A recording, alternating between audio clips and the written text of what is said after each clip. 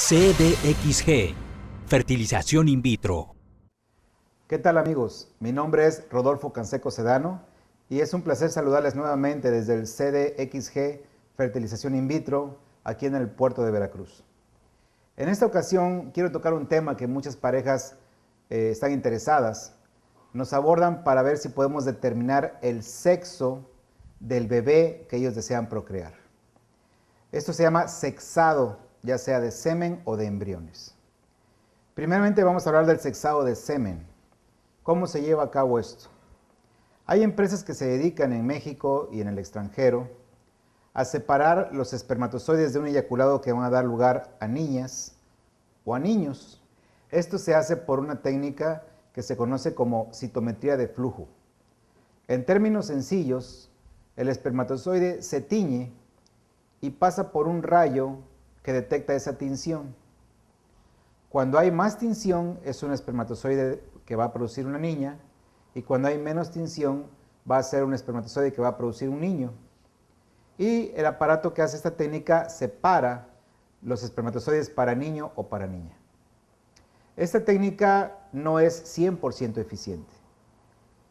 Para niño tiene aproximadamente un 80 o 85% de eficiencia, mientras que para niña tiene de un 90 a un 95% de eficiencia. Pero es una forma práctica de tener altas probabilidades de obtener el bebé del sexo que uno desea. Una vez que el semen está sexado, se puede utilizar ya sea para inseminación intrauterina o bien para fertilización in vitro, según sea el caso. Esto es en cuanto al semen. También existen otras técnicas que son utilizadas desde hace muchos años por la población, que son como que secretos de familia o tradiciones que en algunos casos funcionan, en otros no, pero más bien son al azar. Lo único que está científicamente comprobado para separar los espermatozoides que van a dar lugar a niño o a niña es la citometría de flujo. Esto es en cuanto al semen, pero no es 100% eficiente. Por otro lado, se puede determinar el sexo de los embriones que se producen en el laboratorio de fertilización in vitro. Esto se hace mediante una técnica que se conoce como PGD, que es el diagnóstico genético preimplantatorio. ¿Cómo funciona esta técnica? Cuando un óvulo se fecunda, se comienza a dividir en 2 células, 4, 8, etc. Cuando un embrión es de entre 8 a 16 células, se pueden separar 1 o 2 células para ver cómo están sus cromosomas. Al ver los cromosomas, uno se da cuenta si esos embriones tienen el riesgo de padecer alguna enfermedad congénita, como puede ser un síndrome de Down o algunos otros problemas cromosómicos. Pero resulta que también el sexo se ve en los cromosomas. De manera que si a un embrión le tomamos 1 o 2 células y vemos los cromosomas, nos vamos a dar cuenta si ese embrión es de un niño o de una niña. Esta técnica es muchísimo más elaborada y más costosa que el separar espermatozoides para X o para Y, es decir, para niña o para niño. Pero la técnica de diagnóstico genético preimplantatorio, cuando se utiliza o se asocia con la determinación del sexo del bebé, esa técnica sí es 100% eficiente. Es decir, ya estamos tomando una célula del ser que va a nacer. Por eso ya sabemos con toda certeza cuál va a ser el sexo de ese bebé. En la población mundial no se considera ético seleccionar a un bebé en base al sexo.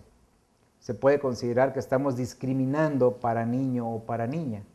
Por eso en muchos centros no se hace el diagnóstico genético preimplantatorio, excepto para diagnosticar enfermedades, no para diagnosticar el sexo. Y en algunos países sí permiten diagnosticar el sexo mediante esta técnica. Esas son las dos técnicas que existen principalmente para poder saber con cierta certeza qué sexo va a ser el bebé que nosotros estamos esperando. Existen algunas personas que piensan que si empezamos a seleccionar el sexo de los bebés, se corre el riesgo de que en un futuro la población mundial sea más masculina o femenina.